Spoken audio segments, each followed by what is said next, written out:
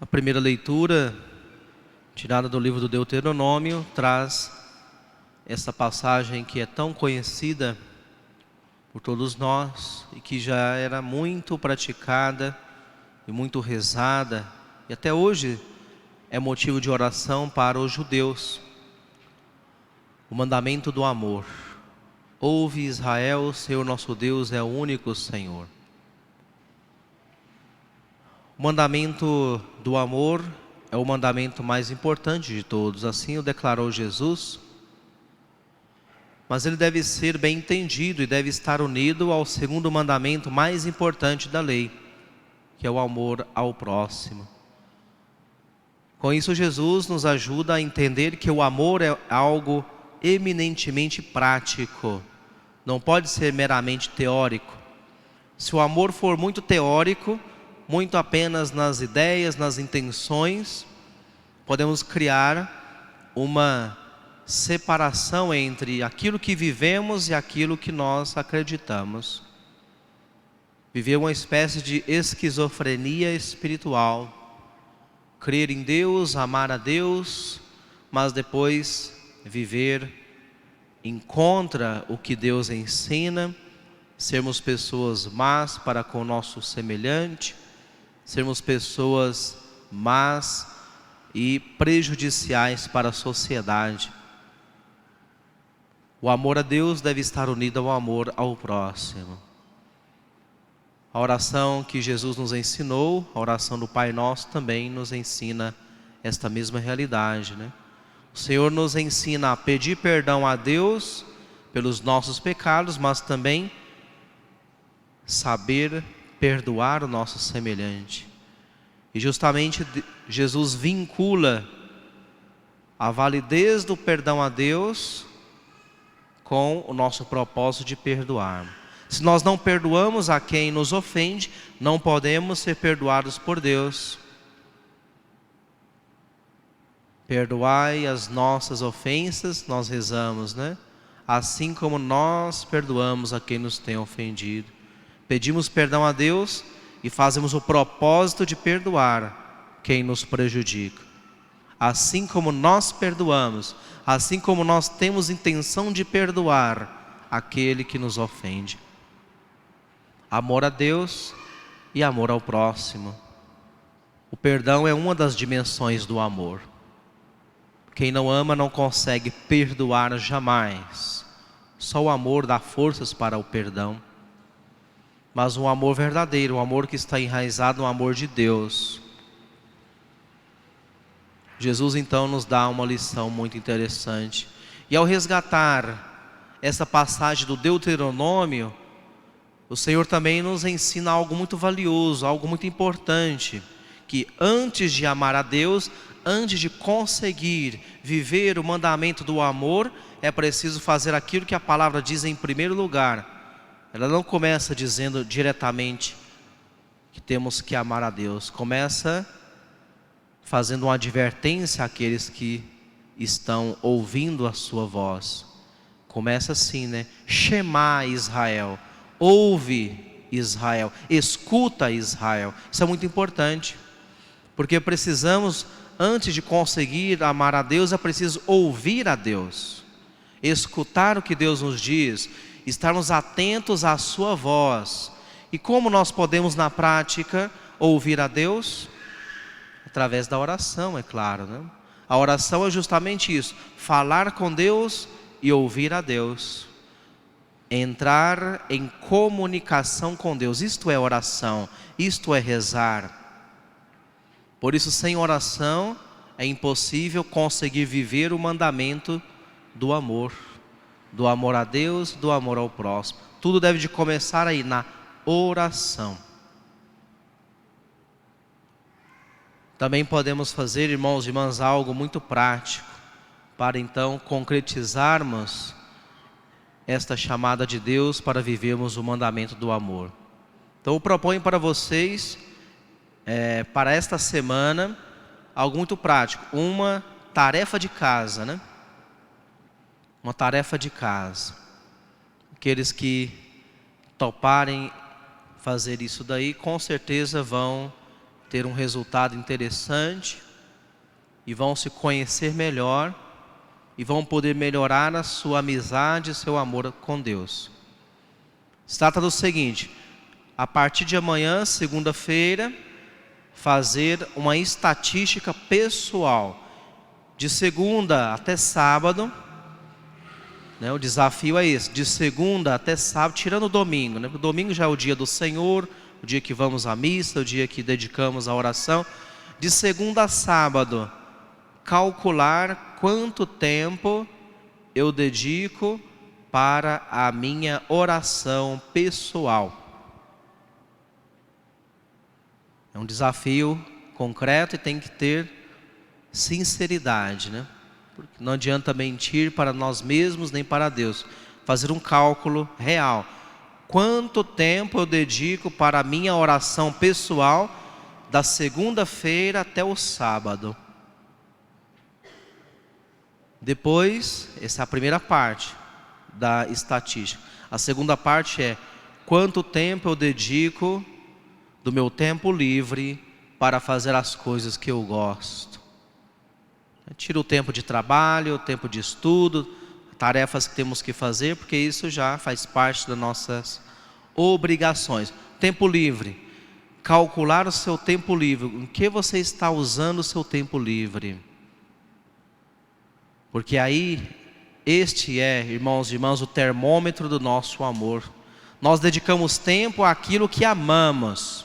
Essa é a grande realidade da nossa vida. Isso acontece muito facilmente, é facilmente verificável, né? Sei lá, por exemplo, a pessoa que é cachaceira, que ama a cachaça, a bebida alcoólica, né? Que gosta de fazer uso abundante de derivados etílicos em geral. O que ela faz com o seu tempo livre? Aproveita todo o tempo livre para beber, não é assim? Então ela está sempre no boteco ou em casa bebendo e tal. Por quê? Porque o seu amor primordial, digamos assim, o seu coração está depositado na cana de açúcar, né? Sei lá, a pessoa que gosta muito de futebol, né? Quanto tempo gasta fazendo uso do futebol, assistindo o jogo, na televisão, na internet, ao vivo e a cores, jogando futebol? Não estou dizendo que são coisas ruins, hein? São coisas boas. Claro, a cachaça é ruim, né? Em excesso, né? É ruim. Mas o futebol e outras coisas não são coisas ruins, mas precisamos fazer uma análise para ver o que nós amamos de verdade nessa vida. O tempo que nós gastamos do nosso tempo ocioso, nosso tempo livre, aí está o termômetro do nosso amor. Pessoa, sei lá, que está muito apaixonada, né? Os namorados, os noivos, ou os casais que estão profundamente apaixonados, gastam muito do seu tempo livre ficando juntos, conversando, se divertindo juntos, descansando. Por quê? Porque o seu coração está depositado nessa pessoa amada. Então, quer gastar o seu tempo livre com aquilo que ama. Com o mesmo coração que nós amamos as coisas e as pessoas nesse mundo, só temos um coração, precisamos com esse único coração também amar a Deus.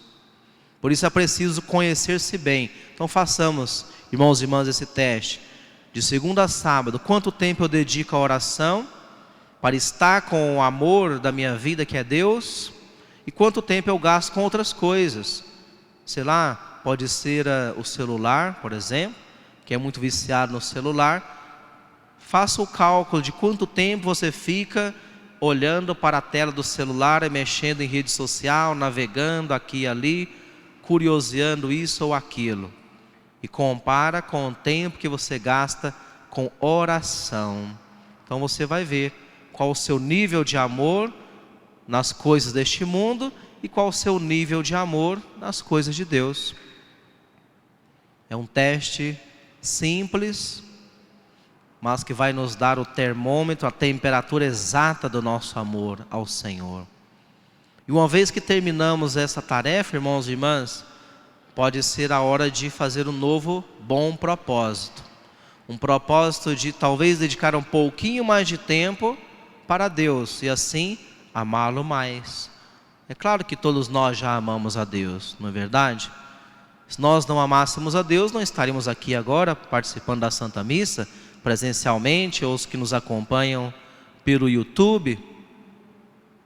Participar da Eucaristia semanal já é uma prova de amor, mas o amor tem muitos níveis, né, muitos graus. Podemos ter um amor a Deus pequenino e um amor ao celular grande, ou ao futebol, ou à cachaça, ou à fofoca, falar da vida dos outros, né? Tem gente que gasta muitas e muitas horas analisando detalhadamente todas as ações da vida alheia, né? É o famoso fofoqueiro, né? E assim por diante.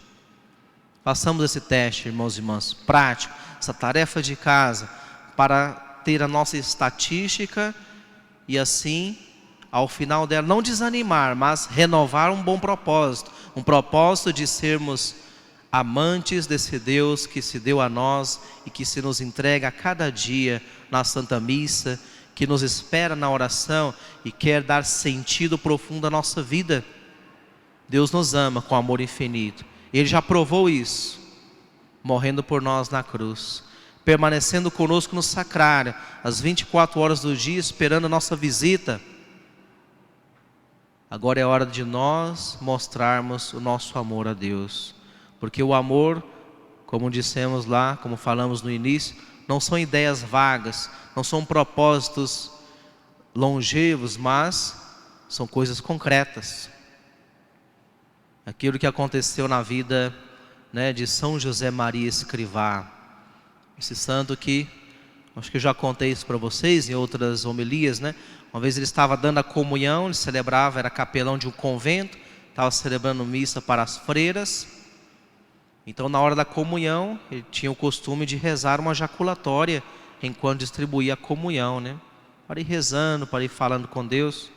Então dessa vez ele tinha escolhido uma jaculatória assim. Cada vez que uma freira tomava a comunhão, ele dizia: eu te amo mais do que esta, Senhor. Peraí. Eu te amo mais do que esta, Senhor, né?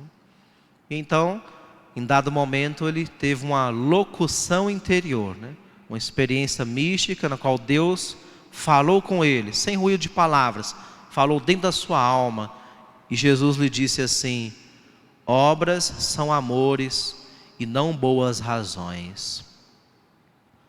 Obras são amores e não boas razões.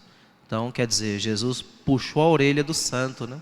Dizendo para ele: não basta só você me dizer que me ama mais do que essas irmãs, que me ama mais do que os outros. Obras são amores. O amor se prova com as obras, com as atitudes, com coisas concretas que nós fazemos, com decisões do nosso dia a dia. No meu tempo livre, o que eu vou fazer? Vou perder tempo, ficar vendo besteira na internet, ou vou dedicar um tempo à oração? Obras são amores. Possamos então fazer um bom propósito para começarmos bem o mês de novembro, que está a ponto de se iniciar, o mês que nos convida a rezar e meditar nas realidades eternas. Que assim seja. Professemos agora então, irmãos e irmãs, a nossa fé. Creio em